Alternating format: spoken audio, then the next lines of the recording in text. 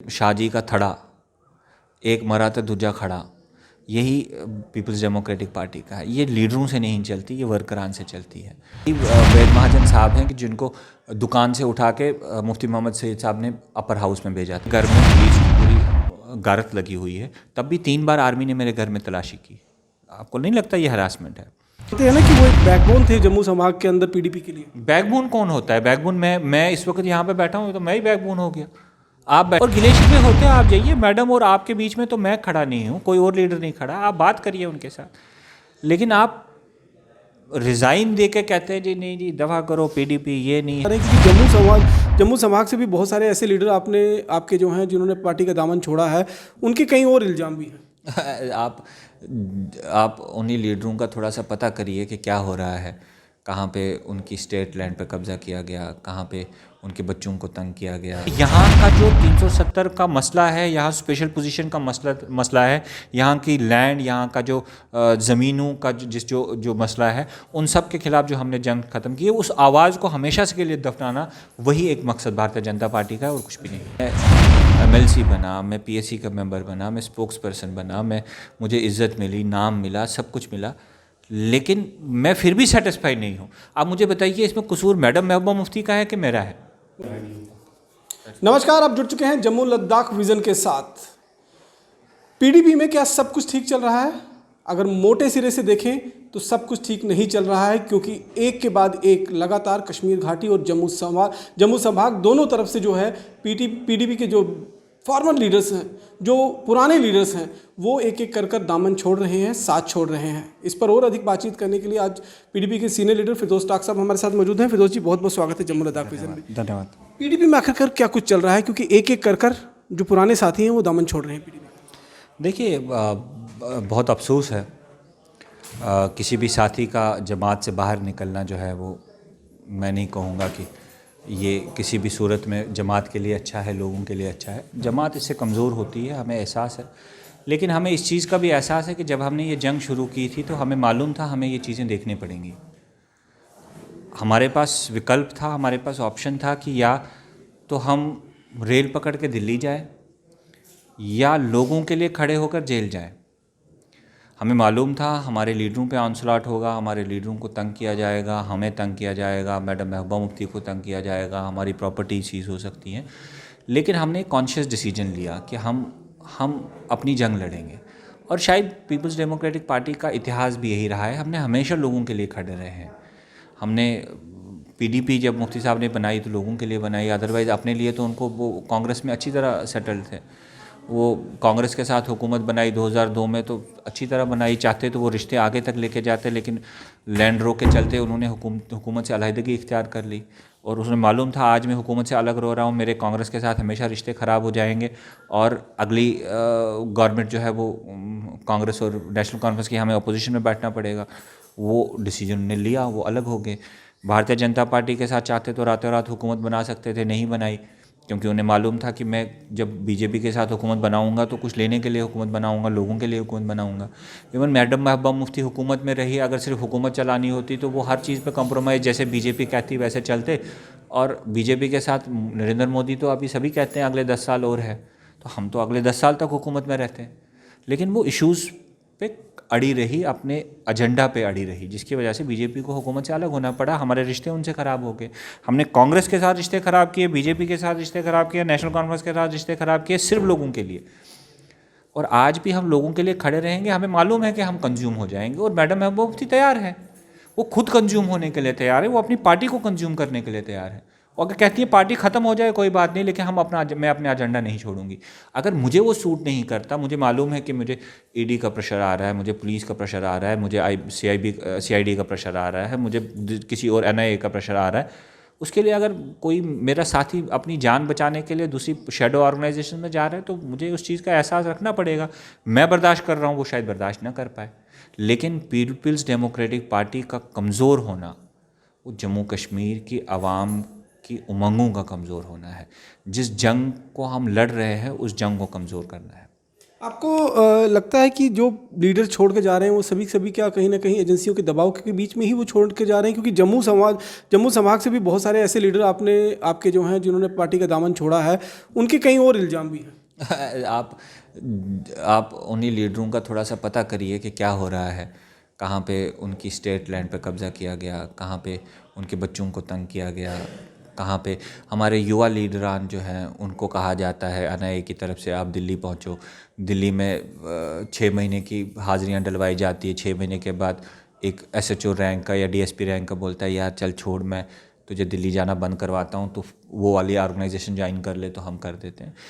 वो लोग उन ऑर्गेनाइजेशंस के भी सके नहीं है। अगर उन पॉलिटिकल पार्टीज़ को लग रहा है कि हमें दिल्ली मदद कर रही है और हमें स्ट्रेंथन कर रही है, वो उनके भी सके नहीं है। आप देख लीजिए, एक पॉलिटिकल ऑर्गेनाइजेशन को खड़ा किया जाता है, उसको स्ट्रेंथन किया जाता है, फिर दूसरी ऑर्गेनाइजेशन उसके खिलाफ खड़ी की जाती है, दूसरी थोड़ी सी अपने बलबूते पे खड़ी हो जाती है, तो तीसरी उसके सर पे बिठाई जाती है। उनका मकसद सिर्फ एक है, वो पीपल्स डेमोक्रेटिक पार्टी को खामोश करना, पीपल्स डेमोक्रेटिक पार्टी को दबाना। और यहाँ का जो 370 का मसला है, यहाँ स्पेशल पोजीशन का मसला है, यहाँ की लैंड, यहाँ का जो ज़मीनों का जो मसला है, उन सब के खिलाफ जो हमने जंग ख़त्म की है, उस आवाज़ को हमेशा से के लिए दफनाना, वही एक मकसद भारतीय जनता पार्टी का है और कुछ भी नहीं है। मुजफ्फर हसन बेग साहब ने भी पीडीपी का दामन छोड़कर पीपल कॉन्फ्रेंस को ज्वाइन किया है, क्या उनके ऊपर भी किसी तरह की एजेंसी का दबाव था? आप खुद देख लीजिए, मुजफ्फर हुसैन बेग साहब ने प्रेस कॉन्फ्रेंस देकर ये कहा कि मुझे डीडीसी सीट नहीं मिली और इसलिए मैं पीडीपी से अलहदगी इख्तियार कर रहा हूँ। अब मैं उस लीडर से ये एक्सपेक्ट करूँ कि वो बहुत कदावर लीडर होंगे, दूसरी पॉलिटिकल पार्टी में जाके वो जम्मू कश्मीर का नक्शा बदल देंगे। एक डीडीसी सीट के लिए इतने कदावर लीडर छोड़ के जा रहा है पीडीपी या कोई भी पॉलिटिकल ऑर्गेनाइजेशन, और मैं उससे ये एक्सपेक्ट करूं कि वो मेरे साथ सड़कों पे निकल कर लोगों की जंग लड़े। तो देखिए, अपने इंटरेस्ट के लिए कोई निकले तो मुझे नहीं लगता कि पीडीपी में उसकी जगह है। पीडीपी एक कलेक्टिव डिसीजन है, पीडीपी एक आइडिया है, पीडीपी एक मूवमेंट है। यहाँ पे सेक्रीफाइसेस देने होंगे। जो अभी भी इस हमारी ऑर्गेनाइजेशन में जुड़े हुए लोग हैं, उनको भी मालूम है कि या तो हमें कंज्यूम होना पड़ेगा, सेक्रीफाइस देना पड़ेगा, या तो हमें अलहदगी इख्तियार करनी पड़ेगी। इसके अलावा कोई और दूसरा ऑप्शन नहीं होगा। वेद महाजन साहब ने जब पार्टी का दामन छोड़ा, उनके साथ वफा हुसैन, त्रिलोक सिंह वाजपेयी, इन तीनों ने कहा कि जिस तरह से महबूबा मुफ्ती जी भाषा का इस्तेमाल कर रही हैं, खासतौर पर राष्ट्र के लिए, देश के लिए और देश के आन मान शान माने वाले तिरंगे झंडे के लिए जिस तरह की शब्दावली का इस्तेमाल हुआ, उससे नाराज होकर हम पार्टी का दामन छोड़ रहे हैं। ये वही वेद महाजन साहब हैं कि जिनको दुकान से उठा के मुफ्ती मोहम्मद सईद साहब ने अपर हाउस में भेजा था। ये वही बाजवा साहब हैं जिनको पार्लियामेंट भेजा था। अगर मुफ्ती मोहम्मद सैयद साहब जब वो उस वक्त कहते थे कि ग्रेनेड से न गोली से बात बनेगी बोली से, उस वक्त उनको आतंकवादी कहा जाता था।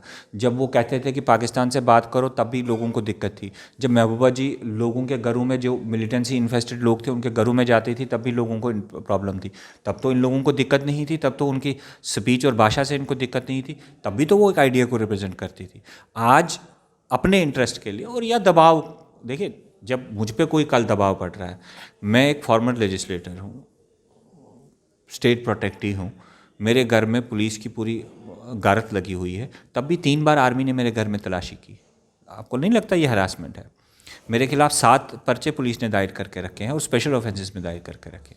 मतलब सिर्फ रात को एसएचओ मेरे घर में आके मुझे बंद करके रख सकता है, ये दबाव नहीं है। इसके अलावा भी बहुत सारी चीज़ें हैं जो हम खुलकर एक्सप्लेन नहीं कर सकते। लेकिन कल जब मैं पार्टी से अलहदगी इख्तियार करूंगा तो क्या बोलूँगा कि मुझ पे दबाव डाला?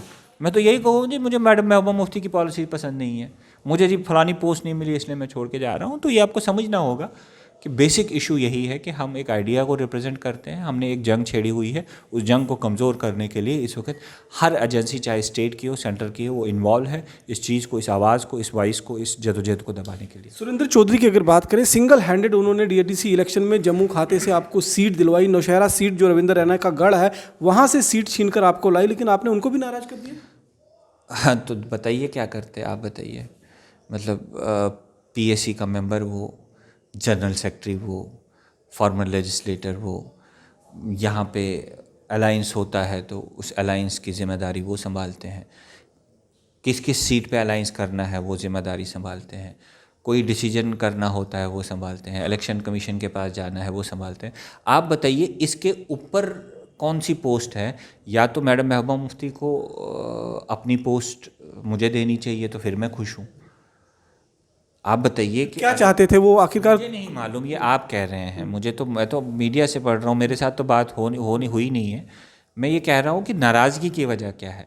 मुझे सब कुछ मिला, मैं एमएलसी बना, मैं पीएससी का मेंबर बना, मैं स्पोक्स पर्सन बना, मुझे इज़्ज़त मिली, नाम मिला, सब कुछ मिला, लेकिन मैं फिर भी सेटिस्फाई नहीं हूँ। आप मुझे बताइए इसमें कसूर मैडम महबूबा मुफ्ती का है कि मेरा है? मगर आप ये तो मानते हैं ना कि वो एक बैकबोन थे जम्मू संभाग के अंदर पीडीपी के लिए। बैकबोन कौन होता है? बैकबोन मैं इस वक्त यहाँ पे बैठा हूँ तो मैं ही बैकबोन हो गया। आप बैठे हैं तो आप बैकबोन हैं। बीडीसी चुनाव की अगर बात करें तो उन्होंने अपने नाम पर, अपने जो उनकी एक पहचान थी उस नौशहरा के में, उसी के दम पर जो है वहाँ से सीट निकाल कर लाए थे आप। ये बहुत एक लंबी दास्तान है, हमें कोई शक नहीं है। सुरेंद्र चौधरी साहब बहुत कदावर लीडर है, मेरे साथी हैं, मेरे भाई हैं। उन्होंने पीपल्स डेमोक्रेटिक पार्टी का साथ उस वक्त भी दिया जब बहुत मुश्किल हालात थे, उस वक्त भी कुर्सी संभाली, पार्टी को संभाला, आगे चलते रहे। लेकिन गिले शिकवे किस चीज़ के? और गिले शिकवे होते हैं, आप जाइए मैडम और आपके बीच में तो मैं खड़ा नहीं हूँ, कोई और लीडर नहीं खड़ा, आप बात करिए उनके साथ। लेकिन आप रिज़ाइन दे के कहते हैं जी नहीं जी दफ़ा करो, पीडीपी ये नहीं है वो नहीं है, तो ठीक है, आपकी मर्ज़ी है। तो आपने जानने की कोशिश नहीं की कि आखिरकार क्या गिला, कुछ क्या? देखिए, जानने की कोशिश, मैं उस पे ग्रेड में ही फॉल नहीं करता ना, वो तो बहुत बड़े लीडर है, मेरे लेवल के लीडर होते हैं तो मैं 4 बार घर चला जाता। वो मेरे से बहुत ऊपर हैं, वो जनरल सेक्रेटरी रह चुके हैं, वो पीएससी के मेंबर रह चुके हैं, फॉर्मर एमएलसी रह चुके हैं। 28,000 वोट उन्होंने लिया है, मैंने तो लिया ही नहीं, मैंने तो 7,000 वोट लिया। तो वो और मैडम का डायरेक्ट रब्ता है, मैं तो बीच में फॉल ही नहीं करता, तो मैं उनसे कैसे बात कर सकता हूँ? वो मैडम महबूबा मुफ्ती साहिबा से बात कर सकते थे। आपको लगता नहीं कि उनके जाने से पार्टी को सेटबैक लगेगा और कहीं ना कहीं कमज़ोर पड़ेगी पार्टी जम्मू संभाग में? देखिए, सेटबैक तो हर लीडर जब छोड़ता है वो लगता है, उसको लगता है कि बस अब ये ख़त्म हो गई पार्टी।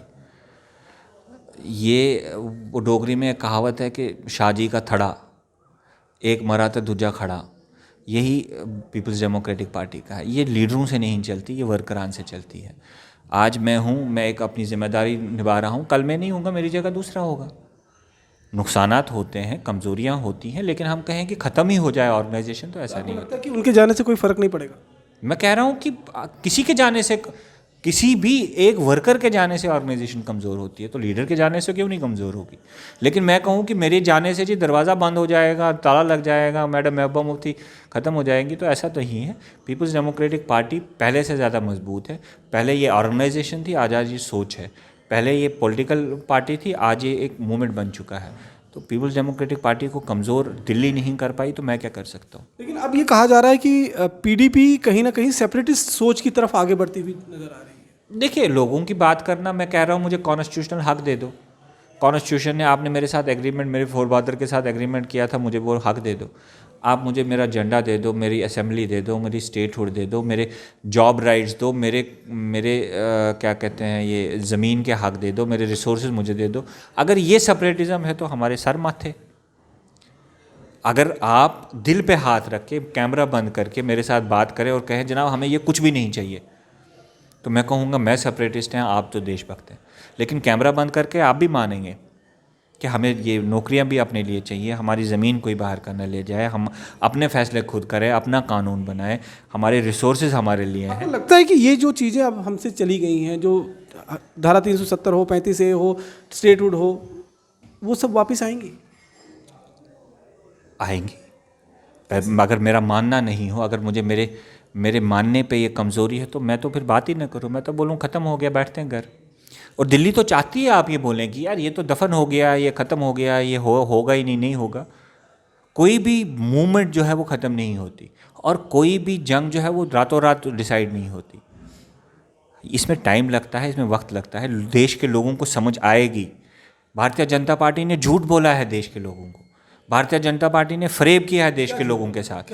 अब अरविंद केजरीवाल जी तो सपोर्ट कर रहे थे बीजेपी को जब जम्मू कश्मीर में, आज तो उनको समझ आई कि JNK के लोगों के साथ क्या हुआ जब उनके साथ खुद हो गया। भारतीय जनता पार्टी झूठ बोल रही है, फरेब किया है, क्या किया? पूरे देश में कहा गया कि हम इंटीग्रेशन कर रहे हैं जम्मू कश्मीर का देश के साथ 370 हटा के। तो आपको लगता है जम्मू कश्मीर देश का हिस्सा नहीं थे 370 खत्म करने से पहले? उनको वो कहते थे कि जम्मू कश्मीर में केंद्र के कानून ही नहीं है।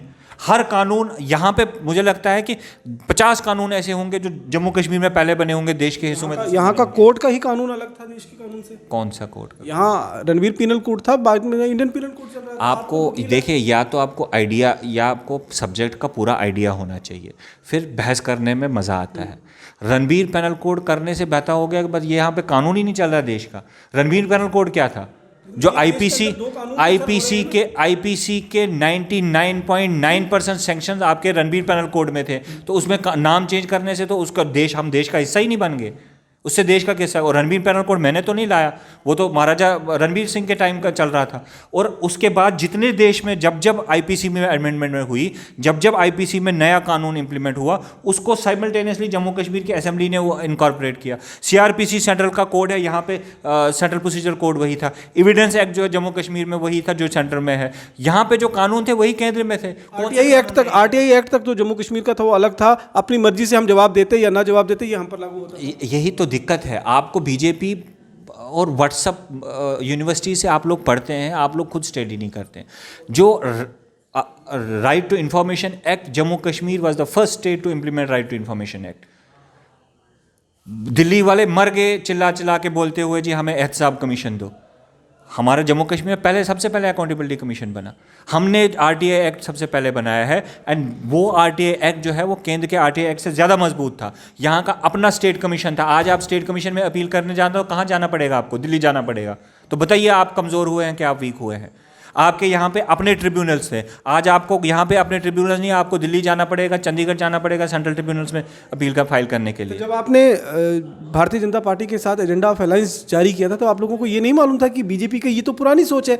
बीजेपी श्यामा प्रसाद मुखर्जी के समय से कह रही है कि जम्मू कश्मीर से धारा 370 हटानी है, 35A को तोड़ना है, यहाँ पर एक देश एक कानून एक विधान एक निशान, ये सब चीज़ चल रहा है। तब उसको आपको मालूम नहीं था क्या? ये तो आपको भारतीय जनता पार्टी से पूछना चाहिए ये सवाल। तो आपने किया ना ये सवाल आपको बीजेपी से पूछना चाहिए ना, कि क्या आप तो सिर्फ झूठ पे झूठ बोलते हैं। आप मुझे बोलते हैं कि भाई साहब आज के बाद आप और मैं दोस्त हैं, तो मुझे आपकी बात पे यकीन करना चाहिए कि मुझे आपका हार्ट की सर्जरी करवा के देखना पड़ेगा कि आपका दिल काला है या सफ़ेद है। जब भारतीय जनता पार्टी के हाईएस्ट डिसीजन मेकिंग बॉडीज़ ने एजेंडा अलायंस साइन किया, प्राइम मिनिस्टर ने मुफ्ती मोहम्मद सईद साहब के साथ पर्सनल मीटिंग करके आश्वासन दिया कि ये एजेंडा ऑफ अलायंस है, 370 को हम छेड़ेंगे नहीं, हुर्रियत के साथ बात करेंगे, पाकिस्तान से बात करेंगे, नौजवानों के साथ बात करेंगे, एम्प्लॉयमेंट क्रिएट करेंगे, यहाँ के पावर प्रोजेक्ट्स वापस देंगे। अब मैं नरेंद्र मोदी साहब की बात पर यकीन करूँ या ये मानूँ कि ये झूठा है, ये तो कल मुकर जाएगा। तो आपको लगता है बीजेपी ने ब्लंडर किया है पीडीपी के साथ? मुझे क्यों लगता है, आप बताइए। आपने वो झूठे साबित हुए कि सच्चे साबित हुए? आप बताइए, आप फैसला करिए। अगर आप एक बात कहते हैं कल मुकर जाते हैं, तो आप झूठे हैं कि सच्चे हैं? आपको लगता है कि बीजेपी के साथ साझा सरकार बनाकर पीडीपी ने अब तक की सबसे बड़ी गलती की है? बीजेपी पे यकीन करके पीपल्स डेमोक्रेटिक पार्टी ने सबसे बड़ा ब्लंडर किया। हमारी इंटेंशन सही थी, हमारा पॉलिसी सही थी, लेकिन हमें इस बात की भी खुशी है कि हम अपने एजेंडे पे, अपने मौक़िफ़ पे कायम रहे। बीजेपी को भागने पे मजबूर किया, उनकी जालसाजियों का हिस्सा नहीं बन पाए। उनके जो इंटेंशंस थी उसमें हम फंस के जो है जम्मू कश्मीर का हमने खून नहीं किया। अब आगे की लड़ाई जो आप लड़ रहे हैं, जिस जंग की आपने बताया कि जो जंग के दो रास्ते थे, एक रेल और एक जेल, आपने जेल का रास्ता चुना है। अब वो जंग जो आगे की लड़ाई होगी वो किस तरह लड़ी जाएगी? क्योंकि एक एक करके सिपह सलार तो आपके निकल रहे हैं। कोई बात नहीं है, कमज़ोरियाँ किसी भी जदोजहद में कमज़ोरियाँ आती हैं, मोमेंट्स होते हैं। कभी आप अपने आप को कमज़ोर फील करते हो, कभी आप स्ट्रॉन्ग फील करते हो। और हमारी सबसे ज़्यादा स्ट्रेंथ जो है जम्मू कश्मीर की आवाम है। जब तक जम्मू कश्मीर की आवाम उस आइडिया के लिए लड़ना चाहती है, हम लड़ेंगे। क्या आपको लगता है कि मरहूम मुफ्ती साहब के जाने के बाद, क्योंकि मुफ्ती साहब के अंदर वो काबिलियत थी, वो जिस तरह से सबको एक साथ लेकर चलते थे, अपने काबिना में भी हों, उनके साथी जो रहे साथ में रहे हैं, तो क्या आपको लगता है कि महबूबा जी मुफ्ती साहब की तरह पार्टी को संभालने में नाकामयाब हो रही हैं? देखिए, ऐसा नहीं है। मुफ्ती साहब के टाइम पर भी पीपल्स डेमोक्रेटिक पार्टी को कमज़ोर करने के लिए हर बार आजमाया गया था। हमारे उस वक्त भी लीडर जो है कुछ हमसे अलग हुए थे, और उसके पीछे भी उस वक्त की सेंट्रल गवर्नमेंट थी। अब आप अगर थोड़ा बहुत हिस्ट्री में देखें तो शायद आपको ये बातें पता लगेंगी। लेकिन मैडम महबूबा मुफ्ती साहिबा ने खून पसीने से इस पार्टी को बनाया है, एक एक तिनका जमा करके ये पार्टी बनाई है। मुफ्ती साहब इस पार्टी के पिलर थे, लेकिन बुनियाद जो है वो मैडम महबूबा मुफ्ती थी। आज हालात ख़राब हैं, आज शायद हम जो जंग हम लड़ रहे हैं वो जंग इतनी बड़ी है कि उसके लिए मैडम महबूबा मुफ्ती खुद कंज्यूम होने के लिए तैयार है। वो इस पार्टी को कंज्यूम होने के लिए तैयार है, लेकिन अपने मौक़िफ़ से हटना नहीं चाहती, वो अपने मौक़िफ़ से नहीं हटेंगी। इसलिए हम हर ऑप्शन के लिए, हर चीज़ के लिए शायद हमारा ब्रेन जो है ऑलरेडी तैयार है। एक आखिरी सवाल आपसे पूछूंगा, क्योंकि सुरेंद्र चौधरी अब पार्टी से उन्होंने अभी इस्तीफ़ा नहीं दिया, लेकिन जो उनको पद मिले थे जनरल सेक्रेटरी के और पीएसी मेंबर से उन्होंने इस्तीफ़ा दिया है, क्या पार्टी उनको मनाने की कोशिश करेगी? देखिए, मुझे इस बारे में ज़ाती तौर पे कोई इल्मियत नहीं है, लेकिन हाँ ये है कि पार्टी की तरफ से जितने भी जो सीनियर लीडरान हैं उन्होंने शायद चौधरी साहब से बात भी की है, और वो अभी भी पार्टी का हिस्सा हैं और उनका एक्सेस डायरेक्ट मैडम के साथ है, तो किसी और को बात करने की ज़रूरत भी नहीं है। अब फैसला उन्होंने करना है कि वो अपने इंटरेस्ट को वॉच करेंगे या पूरी स्टेट के इंटरेस्ट को वॉच करेंगे।